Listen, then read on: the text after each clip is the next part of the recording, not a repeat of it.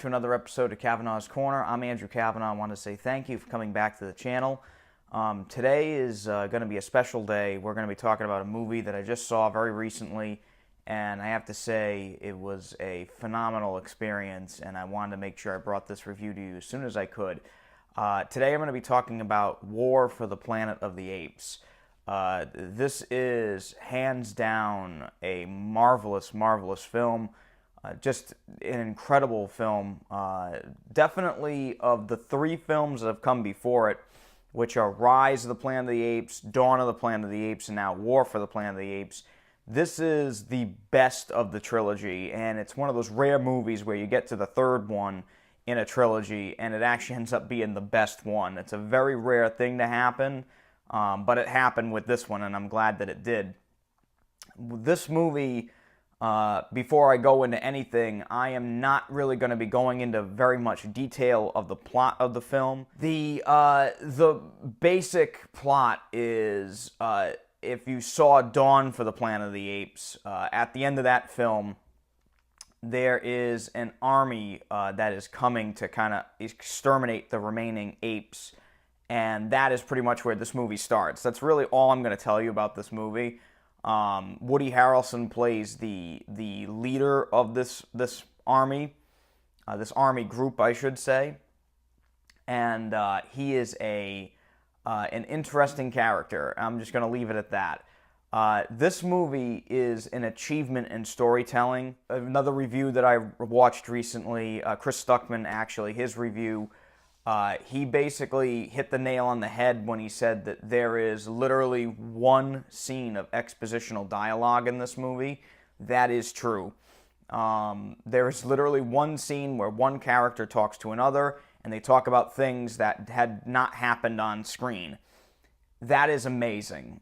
In consideration to a lot of movies that are out now today, where everything has to be explained every 5 seconds, that is a welcome breath of fresh air. The other thing I wanted to talk to you about is the fact that this is also an achievement in acting through technology.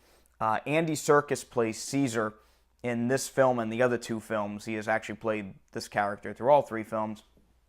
But basically, his acting in this movie is absolutely mind-blowing.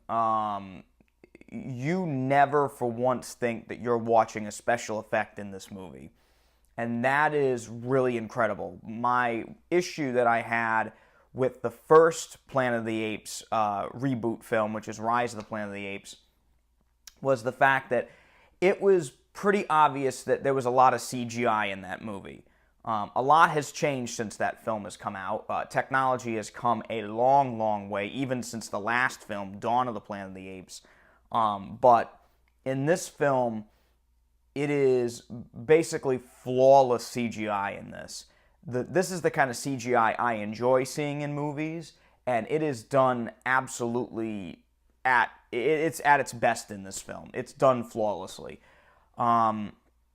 This film may actually have some of the best special effects I've ever seen in terms of CGI and motion capture. This is the high watermark from here on out. I actually honestly think Andy Serkis and Woody Harrelson possibly have some Oscar nominations in their future. They really do have a great, great chemistry in this film. Their adversary kind of positions in this movie it's right up there with like films like Bridge on the River Kwai, that kind of back and forth that they have in this movie is really extraordinary. It actually reminded me a lot of the end of Apocalypse Now with Martin Sheen and Marlon Brando in that film. Woody Harrelson's performance in this movie, I think, is probably heavily inspired by Marlon Brando's performance in Apocalypse Now, only not as completely insane, but you totally understand where his character is coming from in this movie. The direction throughout this movie is basically perfect. There were 2 or 3 times in the movie where I saw a shot and I'm like, there's your money. I could see it. I could see the money. It was just amazing. They really did a great job with the cinematography in this film. And it's one of those few movies that I've seen as of late where I was blown away by the sound design as well. I got to see this in Dolby Atmos, in a Dolby Atmos theater nearby, and actually I saw it at an Escape theater, and they are in certain locations around the United States. They are an amazing, amazing theater chain. Not one of the bigger ones, but I highly recommend them. They are great value, and they are also some of the best theaters I've ever seen in my life. But I got to see it in Dolby Atmos, and the sound design in the movie blew me away. Some of the scenes where they're in the forest near the beginning of the film, you can hear things all around you, little ambient sounds, and it's really cool. It's not necessary to see the other two films. Like, you do not have to see both films, but I will tell you, it enhances the movie tenfold if you've seen those other two films that preceded War. A little side note here. The movie is called War for the Planet of the Apes. However, this is not an action film. This is a very heavy, serious, dramatic film. This is not an action movie. I heard somebody walking out of the theater at the end of the film when me and my friends saw this movie, and I heard the gentleman make the remark, "Oh man, it had no action in it." It's not an action movie. It was never meant to be an action movie. I will say putting war in the title is kind of misleading. However, there is a pretty gigantic action scene at the end. It is not meant to be an action film. There was a lot more action in the previous film, in Dawn for the Planet of the Apes. This is more of a very serious drama, and I can understand why they did that. It totally works. It is a very emotional film. I was almost brought to tears by the end of it.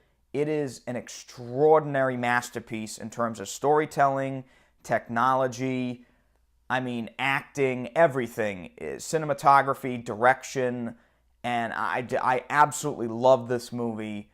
This is hands down the best movie of the year so far. I'm giving it my highest rating. I'm giving it a 5 out of 5. I adored this film. This is a masterwork of epic proportions, and even if you're not a fan of the Planet of the Apes series, I implore you to see this movie. If you're a fan of movies, you will love this film. Just be prepared that there is not a lot of action in it. It's not an action film, so do not go into this movie expecting action. You are not going to get a whole hell of a lot, but what you do get is pretty great. So thank you again for coming back to Cavanaugh's Corner.